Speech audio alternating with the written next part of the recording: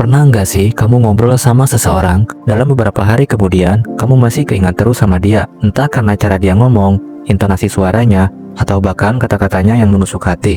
Tapi sebaliknya, pernah nggak kamu juga pengen jadi orang yang bikin seseorang terus mikirin kamu, bahkan setelah percakapan selesai? Nah, ternyata ada seninya berbicara agar kamu bisa membekas di hati dan pikiran seseorang. Dan bukan cuma sekedar basa-basi, tapi kamu meninggalkan kesan mendalam. Ini dia 5 cara berbicara agar seseorang tidak bisa melupakanmu. Yang pertama, bicara dengan penuh perasaan, bukan sekedar kata-kata. Banyak orang bisa bicara, tapi tidak banyak yang bisa menghidupkan kata-katanya. Kalau kamu ingin seseorang terus mengingatmu, kamu harus membuat kata-katamu punya jiwa.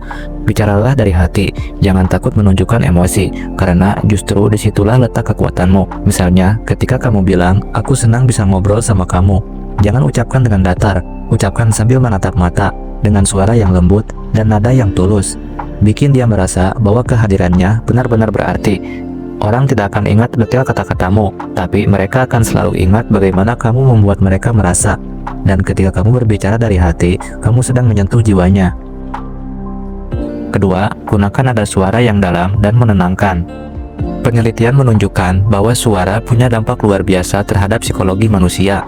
Suara yang tenang, lembut, namun tetap dalam, bisa menembus pertahanan pikiran seseorang dan langsung menghipnotis alam bawah sadarnya. Coba kamu perhatikan public speaker hebat seperti Bung Karno, Oprah Winfrey, atau Ustadz favoritmu.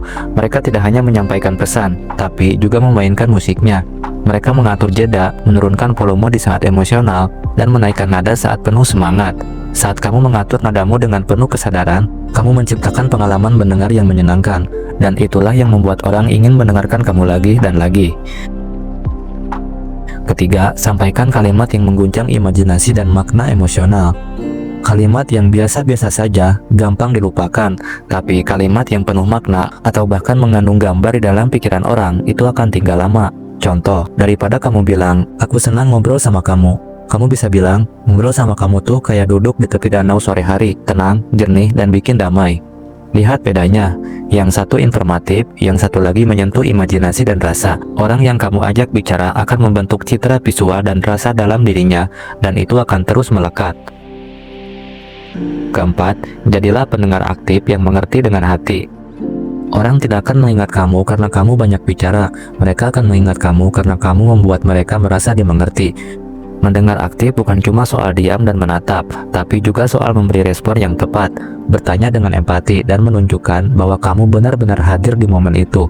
Misalnya, ketika dia cerita masalah keluarganya, kamu bisa bilang, "Kamu pasti kuat banget bisa melalui itu semua." Kalimat pendek tapi penuh empati, dan itu akan terasa sampai ke relung hati. Ketika kamu bisa mendengarkan dengan sepenuh hati, kamu memberi dia pengalaman langka yang jarang dia dapat dari orang lain, dan itu akan membuatmu tak terlupakan. Kelima, sisipkan kalimat yang mengandung kekuatan spiritual atau filosofis. Kalimat yang menyentuh sisi spiritual seseorang akan jauh lebih dalam dibandingkan kalimat motivasi biasa.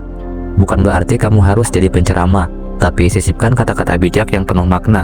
Contoh, mungkin kita ketemu bukan kebetulan ya, mungkin ini memang takdir agar kita saling belajar. Atau kamu tahu, kadang yang paling indah dalam hidup itu bukan yang bisa dimiliki, tapi yang bisa dimaknai. Kalimat-kalimat seperti ini membawa getaran berbeda. Mereka menyentuh bukan hanya pikiran, tapi juga hati dan jiwa. Dan saat seseorang merasa kamu punya kedalaman, kamu akan terus membekas dalam pikirannya. Di era serba cepat ini, orang-orang haus akan koneksi yang tulus. Mereka lelah dengan basa-basi dan rindu akan percakapan yang meninggalkan bekas. Kalau kamu bisa menjadi seseorang yang bicara dengan hati, penuh makna, dan menyentuh sisi spiritual seseorang, percayalah, kamu tidak hanya akan diingat, kamu akan dirindukan. Jadi mulai sekarang, bicaralah bukan hanya untuk didengar, tapi untuk dikenang. Karena ucapan yang keluar dari hati akan kembali ke hati.